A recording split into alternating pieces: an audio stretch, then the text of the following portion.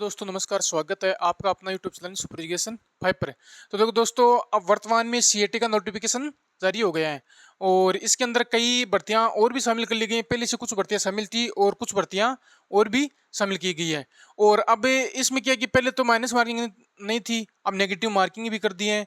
तो अब थोड़ा बहुत आपको सचेत होना पड़ेगा। और इसका पेपर यानी इसका सिलेबस ही देखते तो बहुत लेंथी है, तो आपको लगभग 2 महीने बचे आपके पास। तो उसमें थोड़ा सा मतलब ध्यान से आप पढ़ाई करें, क्योंकि इसमें थोड़ा सा सिलेबस लेंथी है, तो आपको सिलेक्टिव चीज़ ही पढ़नी है। तो आपको मैं बताता हूँ कि ये जो नोटिफिकेशन है इसकी थोड़ी सी चर्चा करते हैं, किस प्रकार से क्या आया है। अब देखो, इसमें हम देखते हैं तो फॉर्म कब से कब तक भरे जाएंगे, पहली बात तो यही है। तो 9 अगस्त से लेकर और 7 सितंबर तक ये आपके फॉर्म चलेंगे। तो ये कभी भी आप इसका फॉर्म जैसे 2-4 दिन बाद इसका फॉर्म भर दो, फिर आप लग जाओगे कि सितंबर में तो आपके एग्जाम है ही, तो आप फिर पढ़ोगे। तो फॉर्म भी जल्दी से जल्दी भर दो इसका और फिर अच्छी सी तैयारी करो उसको। ठीक है, आगे बात करते हैं हम। देखो किस प्रकार से क्या सिलेबस रहेगा, सब बात करेंगे। ठीक है, तो देखते हैं, योग्यता आपको पता ही है, स्नातक है यानी ग्रेजुएशन। ग्रेजुएशन पर आधारित का नोटिफिकेशन जारी कर दिया और 12th लेवल का भी नोटिफिकेशन जल्दी आ जाएगा, क्योंकि 12th की अक्टूबर में एग्जाम है और इसकी पहले है, इसलिए इसका पहले जारी कर दिया है। और इसका 12th वाला भी आने वाला है जल्दी। इसी के साथ एग्जाम एग्जाम आपको पता है 25 सितंबर से लेकर 28 सितंबर तक 3-4 शिफ्टों में एग्जाम लगेगी ये। ठीक है, पहली बात तो ये है। ठीक है, तो ये एग्जाम के लगभग आज से हम देखें तो यानी 10 अगस्त से भी हम अगर टाइम काउंट करें तो लगभग आपके पास लगभग 50 दिन है। 50 दिन, तो 50 दिन है आपके पास। 50 दिन को सही यूटिलाइज करो कि कौन सा हमें छोड़ना है, कौन सा पढ़ना है, कौन सा हमें सब्जेक्ट अच्छा है जो हमें एक बार पढ़ने से यानी कम पढ़ने से भी इसको कर सकते हैं। इस प्रकार से आप ना अपना खुद का शेड्यूल बनाइए। ठीक है, इस प्रकार से आपको पढ़ना पड़ेगा। नहीं तो क्या है कि अगर आप सीएटी अगर पास नहीं कर पाए, कितने अगर 40% नहीं ले पाए आप, तो आगे की भर्तियों में जैसे कौन सी वीडियो पटवार जैसी वैकेंसियों में आप नहीं बैठ पाओगे। तो ये आपके पास बहुत ही अच्छा सुंदर अवसर है। पहले भी आप किसी ने सीरियस नहीं लिया होगा, सीएटी में सीरियस नहीं लिया तो उसको थोड़ा नुकसान हो सकता है, लेकिन जिसका थोड़ा बहुत जीके अच्छा है वो उसको क्वालिफाई आराम से कर जाएगा। दूसरी बात है वैलिडिटी क्या रहती है इसकी। अब देखो, जैसे ही एग्जाम लगेगी, एग्जाम के बाद जैसे इसका रिजल्ट आएगा उसके 1 साल तक इसकी वैलिडिटी रहेगी।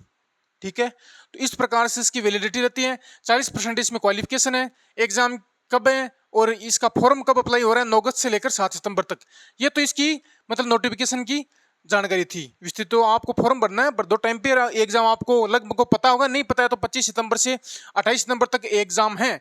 और क्वालिफिकेशन 40%। 40% का मतलब क्या है कि 300 जैसे पेपर लगेगा आपका 150 मार्क्स का। कितने का पेपर आएगा? 150 क्वेश्चन आएंगे उसमें, और मार्क्स यानी कि एक एक क्वेश्चन 2 नंबर का होगा, तो यानी 300 मार्क्स हो गई। ठीक है, तो चाहिए आपको 40%। 40% यानी कि 120 नंबर। 300 का 100, 300 का 40% कितना होगा? 120, यानी 120 नंबर, यानी कि मात्र आपको 60 क्वेश्चन सही करने हैं। 150 में से 60 क्वेश्चन तो सही कर ही सकते हो। अगर थोड़ा सा भी पढ़े हैं तो 150 में से आप 60 क्वेश्चन आराम से सही कर सकते हो। ठीक है, इसी के साथ एक चीज और देखते हैं हम कि इसमें जो नेगेटिव मार्किंग है वो 1/3 रखी गई है इस बार।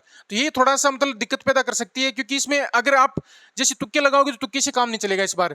क्योंकि थोड़ा सा आपको देखना होगा कि हम लगभग जैसे 80 से 85 क्वेश्चन पर जा रहे हैं, तो आपको वहीं रुक जाना है कि हम नेगेटिव नहीं, आपको ने तुक्के नहीं मारने। उसके बाद कि आपको लग रहा है आराम से कि 80 से 85 क्वेश्चन मेरे सही हो रहे हैं, तो आप तुक्के नहीं मारने। वहां से आप अगर 80-85 किए हैं, लगभग मान लो आप 100 क्वेश्चन कर दिए, उसमें लग रहे हैं आपको आपके मेरे 85 से 90 क्वेश्चन आराम से सही हैं, तो आप वहीं स्किप कर देना, तुक्के नहीं लगाना। क्योंकि आपको 60 नंबर चाहिए। ज़्यादा नंबर लाके भी क्या करोगे, इसमें 60 चाहिए हमें, क्वालिफिकेशन चाहिए। क्वालिफिकेशन हो गई अपन की, तो फिर हमें उतने पे ही रहना है।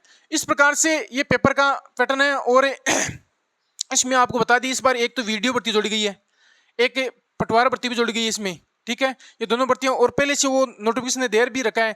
3-4 भर्तियां वो पहले से प्लाट 2 कमांडर वगैरह वो तो किया कि वैकेंसी पिछली सीएटी के अंदर हो गई, वो इसमें जुड़ी हुई है ही। उसके नीचे ये 2 भर्ती तो आने वाली आपके पास, यानी कि सीएटी के बाद नेक्स्ट एग्जाम जो होगी आपकी वीडियो और पटवार की होगी।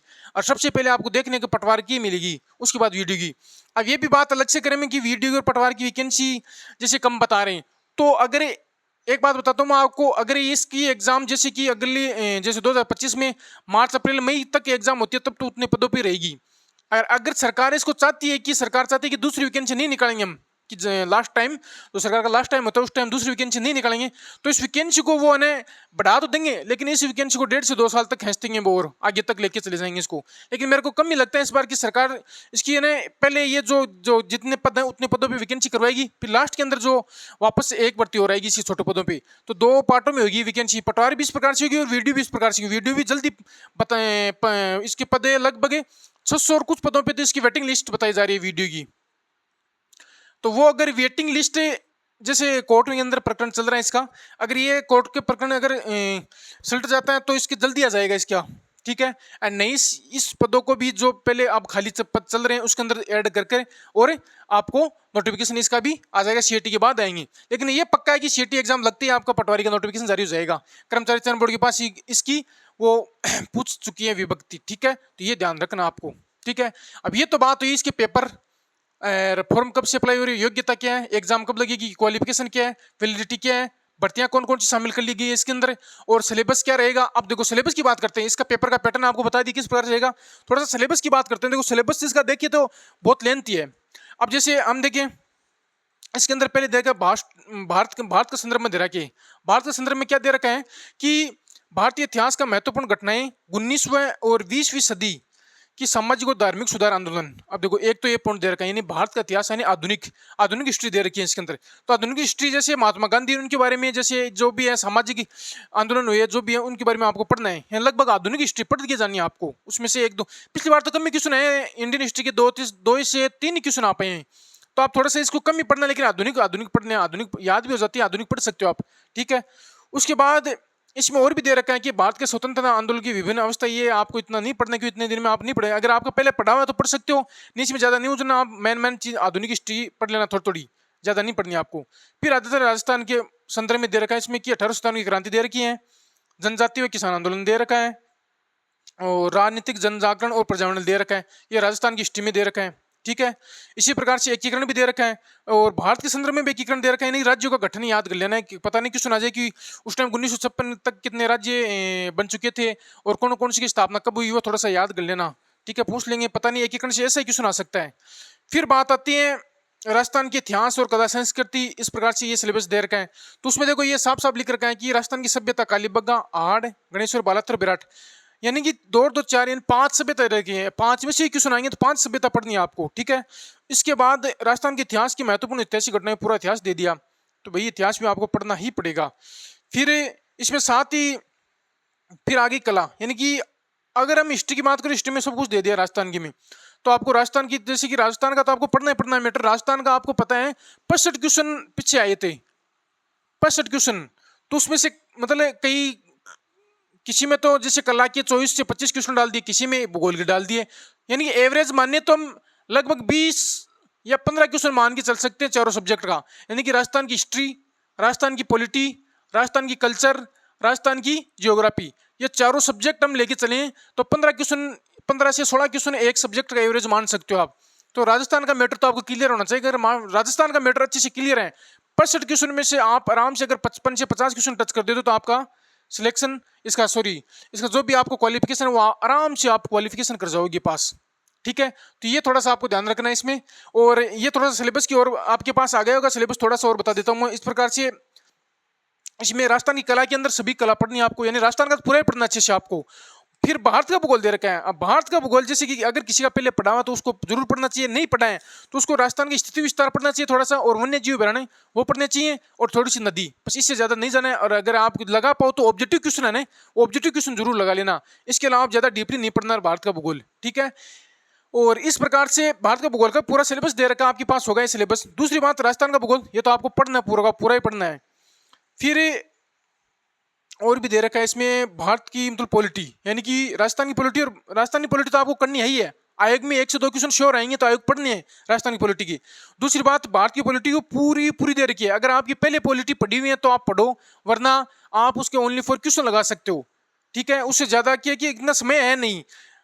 अगर आपके पास पहले से राजस्थान का जीके कवर है तो आप पढ़ सकते हो, ठीक है। इस प्रकार से इसका सिलेबस आप फिर विज्ञान की बात करते हैं। नहीं, विज्ञान के अंदर भी खूब दे रखा है मैटर। अगर आप विज्ञान, मेरा मानो तो ऑब्जेक्टिव क्वेश्चन पढ़ो आप, उसमें अच्छा रहेगा। ऑब्जेक्टिव क्वेश्चन पढ़ के आगे की आप प्रिपरेशन सही करते रहो, ठीक है। इस प्रकार से रीजनिंग और ये जो मैथ है ये भी दे रखा है। मैथ के तो 5-6 टॉपिक दे रखे हैं। अगर 5-6 टॉपिक आपको पहले से आते हैं तो आप आराम से कर जाओगे, रीजनिंग आप वैसे कर ही जाओगे। ठीक है, रीजनिंग में कोई दिक्कत नहीं होती है लगभग के।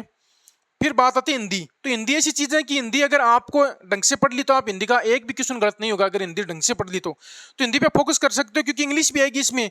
तो इंग्लिश को तो आप छोड़ोगे वैसे के वैसे ही। इंग्लिश तो लगभग 100 में से एक इंग्लिश को टच करेगा और कोई करेगा ही नहीं अब। तो आप हिंदी को अच्छे से कवर कर लो। फिर है इसका कंप्यूटर। तो जैसे कि कर्मचारी चयन बोर्ड पीछे से कुछ दिनों से कंप्यूटर का अच्छे अच्छे क्वेश्चन दे रहे हैं, उस प्रकार से मतलब क्वेश्चन बहुत अच्छे दे रहे हैं। पहले जैसे पटवारी के टाइम जैसे एकदम मतलब जो सामान्य होता है उस प्रकार से क्वेश्चन आए थे। उसके बाद कुछ अच्छे अच्छे लेवल के वीडियो के अंदर जो भी एग्जाम आगे लगी जिसमें कंप्यूटर था उसमें अच्छा अच्छा लेवल दिया कंप्यूटर का। तो थोड़ा सा कंप्यूटर आप पढ़ जरूर लेना अगर पहले से पढ़ा हुआ है। ठीक है, और लास्ट में आपको करंट दे रखा है। तो करंट में एक तो इकोनॉमी होती है ना राजस्थान की, इस विषय 5-6 क्वेश्चन आपकी श्योर मिलेंगे, तो उसको रट के घोल की पिजो कैसी भी पो, लेकिन आपको याद करनी ही पड़ेगी। ठीक है, इस प्रकार से भाई मैंने जो भी इसकी जो प्रक्रिया वो आपको बता दी है। अगर मेरा वीडियो पसंद आए तो लाइक एंड सब्सक्राइब जरूर करें।